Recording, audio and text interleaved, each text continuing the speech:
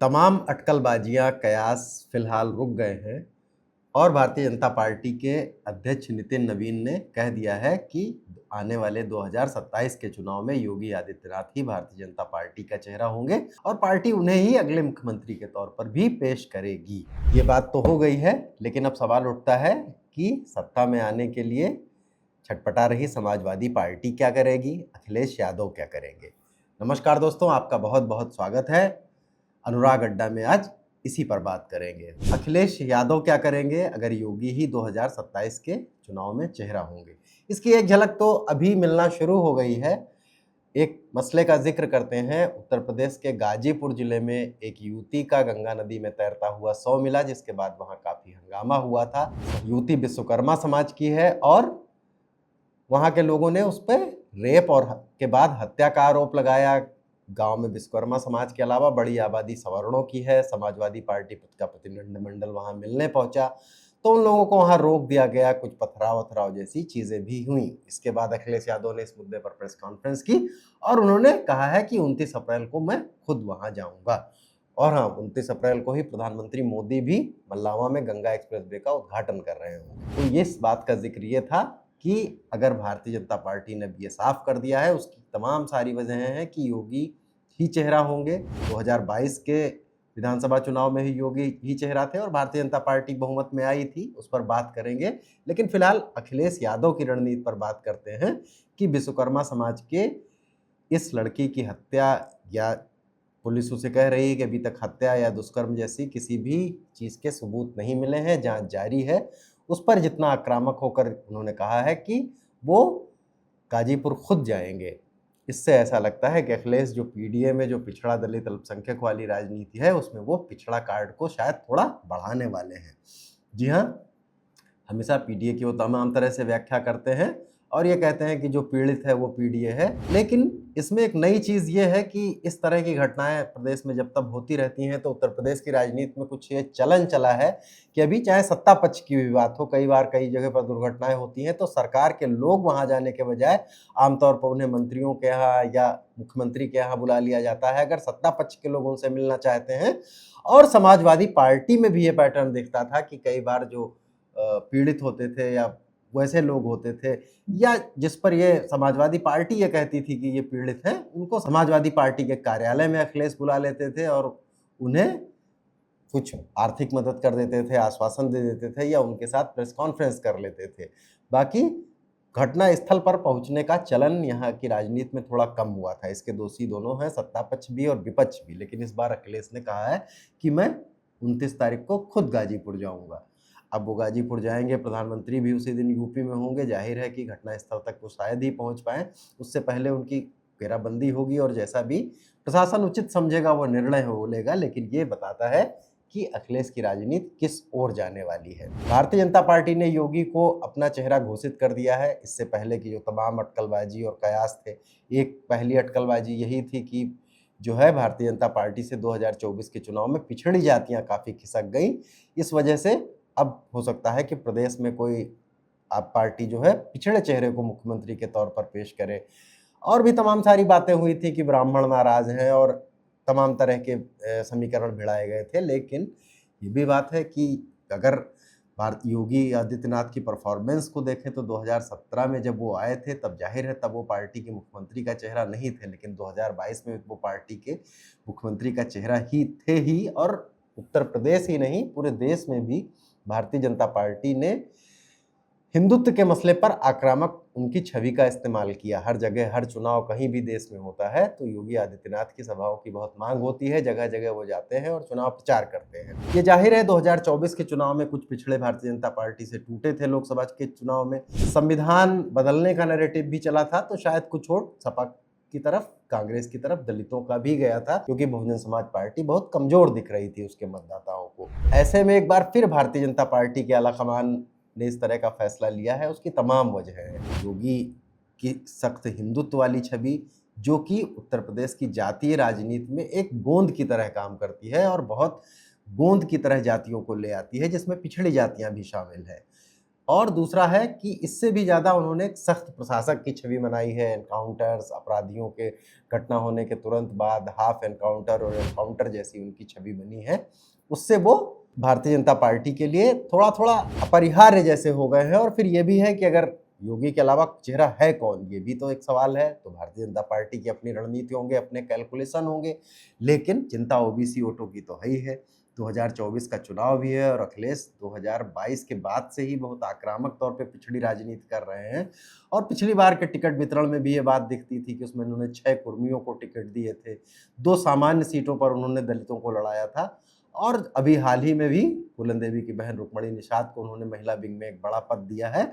और बलिया जिले की एक सीमा राजभर को तो उस महिला विंग का राष्ट्रीय अध्यक्ष बना दिया है। यानी कि अब अखिलेश यादव ये स्थापित करने की कोशिश करेंगे क्योंकि योगी जो कि क्षत्रिय बिरादरी से आते हैं, के खिलाफ एक बड़ा पिछड़ा चेहरा मैं ही हूँ। हालांकि भारतीय जनता पार्टी ने अखिलेश के खिलाफ जो गैर यादव ओबीसी पॉलिटिक्स की थी, उसमें अखिलेश अब धीरे धीरे तमाम सारी जातियों को जोड़ने की कोशिश कर रहे हैं। पाल बिरादरी के लोग हैं, अगर आप दलितों में जाएंगे तो पासी बिरादरी के लोग हैं। बहुजन समाज पार्टी से बहुत सारे लोगों को स्थानीय स्तर पर तोड़ कर लाए हैं, जो कैडर वाले लोग होते थे, जिनके नाम बहुत चर्चित नहीं होते हैं, लेकिन वो अखिलेश के साथ आए हैं। और इस तरह से उन्हें कम से कम 2024 में तो ठीक ठाक सफलता मिली ही थी। भारतीय जनता पार्टी के भी अपने कैलकुलेशन होंगे ही, उसके बाद ही योगी आदित्यनाथ का चेहरा घोषित किया गया। एक तो उनकी जो एक महंत वाली, संत वाली छवि है, वो इस बात को हालांकि विपक्ष अब बहुत प्रचारित करने लगा है, लेकिन आम जन में उनकी ऐसी छवि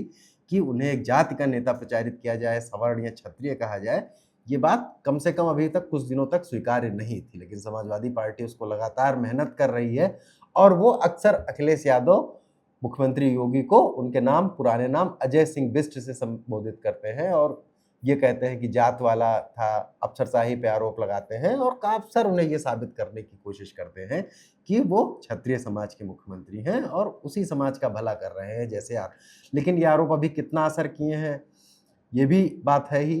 दूसरी बात ये भी है कि जो अखिलेश की ओबीसी पॉलिटिक्स है, भारतीय जनता पार्टी के ऐसा भी है कि उसके पास उसकी काट कर ही रही है। पंकज चौधरी जो कि कुर्मी बिरादरी से आते हैं, कुर्मी बिरादरी की चर्चा इसलिए भी जरूरी है कि कुर्मी, ऐसा माना गया था कि 2024 में कुर्मी समाज जो कि ओबीसी की एक सशक्त जाति है, वो थोड़ा नाराज थी और वो समाजवादी पार्टी की तरफ झुक गई। इससे उन्होंने भारतीय जनता पार्टी भूपेंद्र चौधरी को हटाकर, जो कि जाट थे, उनको हटा के पंकज चौधरी जो कि कुर्मी बिरादरी के हैं, पूर्वांचल के हैं, उनको प्रदेश अध्यक्ष बना दिया है।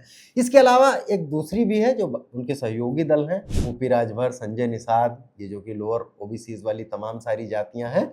एक तरह की भारतीय जनता पार्टी अपने समीकरण बैठाने के साथ जो लोअर ओबीसीज की और ओबीसीज की जो एक आउटसोर्सिंग वाली पॉलिटिक्स है, उसमें भी कोशिश कर ही रही है, सहयोगियों को सीटें देती है और उनकी पार्टियों के बड़े नेताओं को अपने साथ रखती है। तो शायद पार्टी को ये भरोसा है कि अखिलेश यादव का ओबीसी कार्ड को हम इस तरह से इन नेताओं के सहारे कम करेंगे और योगी की सख्त प्रशासक वाली जो छवि है, योगी की जो हिंदुत्व वाली छवि है, उसका लाभ मिलेगा।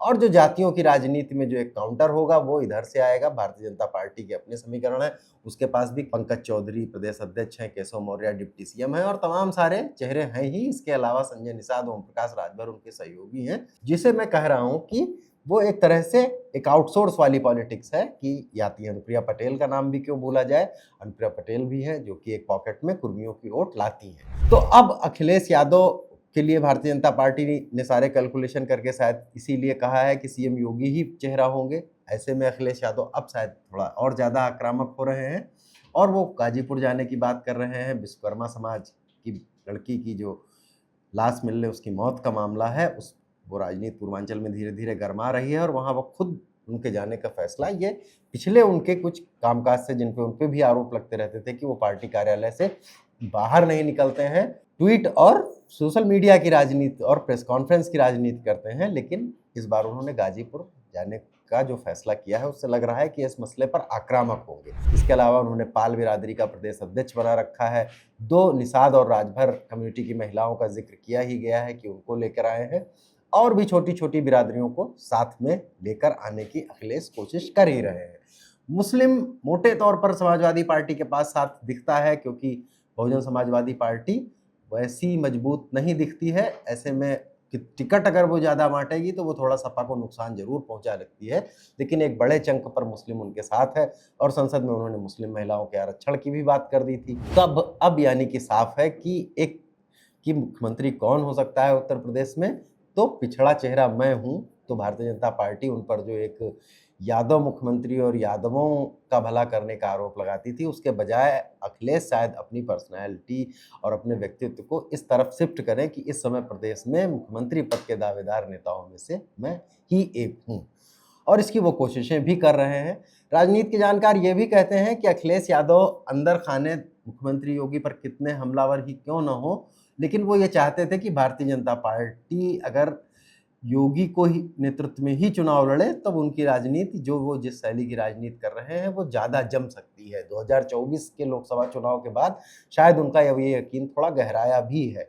तो खैर ये तो कयास की ही बात है कि वो कैसा चाहते हैं, इसीलिए वो भारतीय जनता पार्टी के जो पिछड़े नेता हैं, चाहे वो डिप्टी सीएम केशव मौर्य हों या और लोग हों, उन पर हमला करते हैं और ये बताने की कोशिश करते हैं कि वो बहुत कमज़ोर पिछड़े नेता हैं। लेकिन अभी तो चुनाव में थोड़ा वक्त है और काफ़ी चीज़ें बची भी हैं।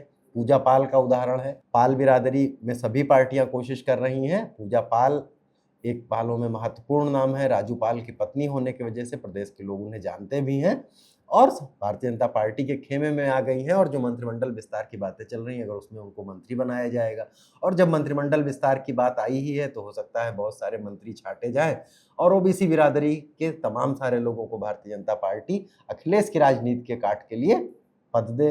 संगठन की लिस्ट भी अभी नहीं आई है, संगठन में भी तमाम चेहरे पिछड़े शामिल किए जा सकते हैं। यानी कि योगी के चेहरा होने के बाद जो पिछड़ा पॉलिटिक्स है उत्तर प्रदेश की, वो और गरमाएगी। सोशल इंजीनियरिंग में भारतीय जनता पार्टी पिछले कुछ दिनों से काफी माहिर है और उसके पास सहयोगी भी हैं जिनके सहारे वो पिछड़ा और थोड़ा आउटसोर्स करके भी लाएगी अखिलेश की काट के लिए। अखिलेश भी उसी रणनीति पर हैं।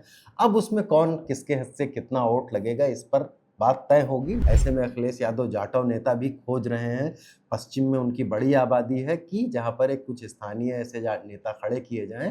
चंद्रशेखर भी वहां पर एक काफी लोकप्रिय हो चुके हैं जो कि कुछ जाटों समर्थन जुटा सके। लेकिन अगर मायावती को जाटवों ने ये देखा कि बहन जी अगर उतनी ताकत से नहीं लड़ पा रही हैं, वो किधर शिफ्ट कर जाएंगे। समाजवादी पार्टी में उनके शिफ्ट करने का इतिहास कम रहा है, क्या वो थोड़ा भारतीय जनता पार्टी की तरफ जा पाएंगे। और अखिलेश यादव की पूरी कोशिश है कि ये तो या तो बसपा में रह जाए या फिर उनमें से एक थोड़ा बहुत चंक उन्हें भी मिले। यानी कि पिछड़ा सियासत के साथ साथ दलित सियासत भी उत्तर प्रदेश की गरमाने वाली है। और अब आगे के जो कुछ कदम होंगे, आगे पार्टियां कुछ तरह की घोषणाएं, कुछ पद, मंत्रिमंडल विस्तार, संगठन की लिस्टें, सपा भी तमाम घोषणा करेगी और इसके बीच नजर ये भी रहेगी कि बसपा क्या करेगी। ये सब मिलाकर उत्तर प्रदेश का चुनावी खाका खींचने वाले हैं कि कैसे कैसे लोग अपनी चालें चलेंगे। बाकी नतीजे तो इलेक्शन के बाद ही आते हैं। अनुराग अड्डा में आज यहीं तक। कल फिर किसी नए मुद्दे के साथ मिलेंगे। तब तक इजाजत दीजिए। नमस्कार, धन्यवाद। अपनी राय भी दीजिए, सब्सक्राइब कीजिए, देखते रहिए बोले भारत।